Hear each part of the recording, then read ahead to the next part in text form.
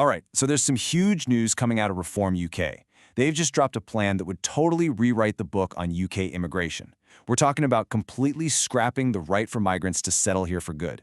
So let's get into it. We're going to break down exactly what this means, why they're doing it, and what the fallout could be.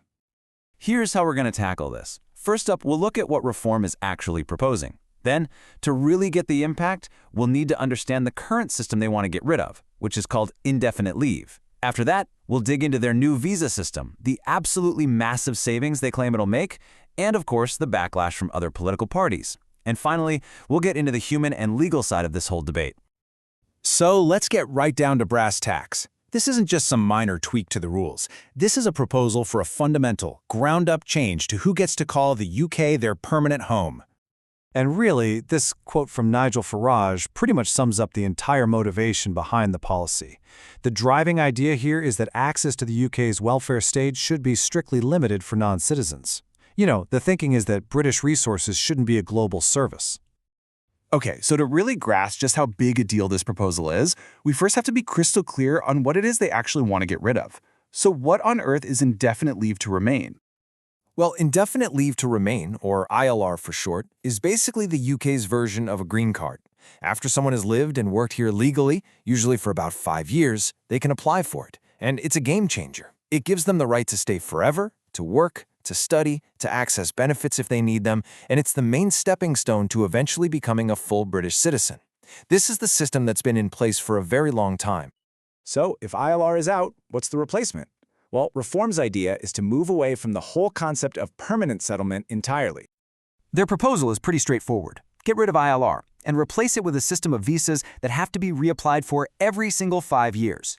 But it's not just a simple renewal. Every time someone applies, they'd face tougher rules, like earning more money. But here it is, step 4. This is the real bombshell. This wouldn't just be for new people coming to the UK.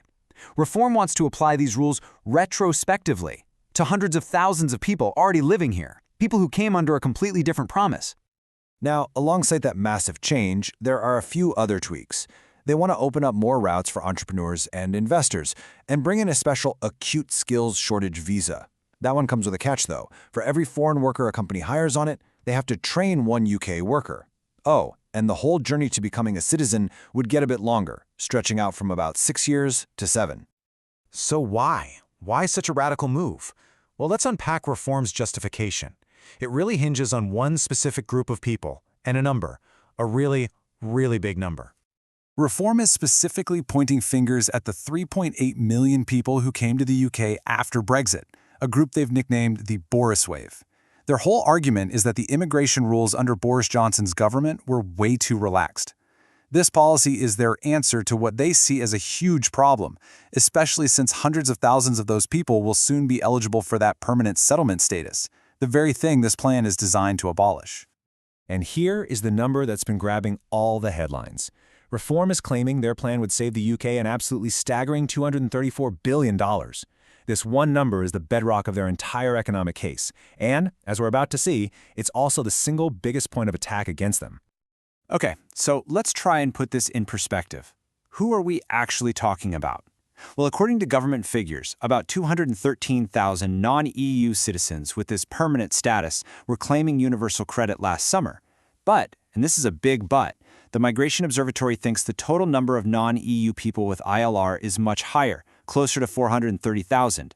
So the key takeaway here is that while the policy is framed around saving welfare money, it would actually affect a much broader group of people, many of whom are working and contributing. As you can probably guess, a proposal this radical has triggered a massive and very swift reaction from all the other parties. So let's get into the counter-arguments. The first thing everyone jumped on was that $234 billion figure. Now, while Nigel Farage is out there saying that number is without doubt too low, Labour's Rachel Reeves shot back saying it has no basis in reality. And the reason for that is pretty serious. The think tank report where that number came from was later challenged, and the think tank itself ended up saying the figure should no longer be used. And this quote from Rachel Reeves really nails Labour's main attack line. The argument is simple. The financial foundation for Reform's entire policy is built on a number that's been, well, discredited.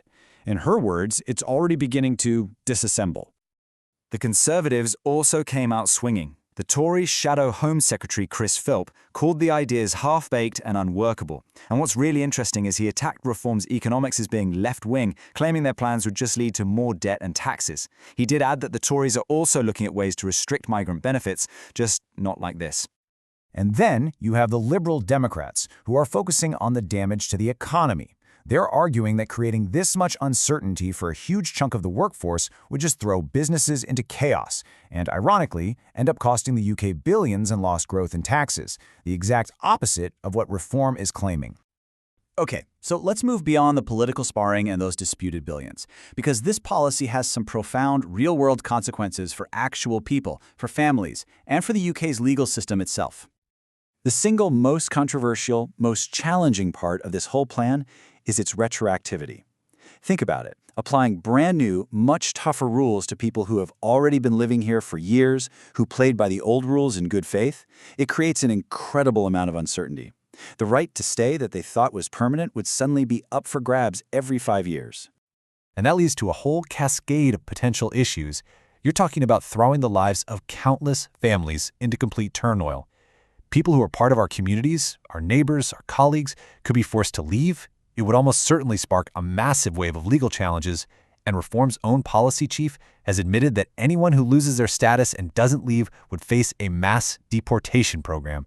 It is important to point out, though, that most EU nationals are protected from this by the Brexit withdrawal agreement. So there you have it, a plan that aims to fundamentally reshape what it means to settle down and build a life in the UK. But with hundreds of thousands of lives hanging in the balance and the near certainty of huge legal battles ahead, you're left with a pretty stark question. Is this a workable plan for a new Britain, or is it a policy that risks creating far more problems than it could ever hope to solve? That really is the debate.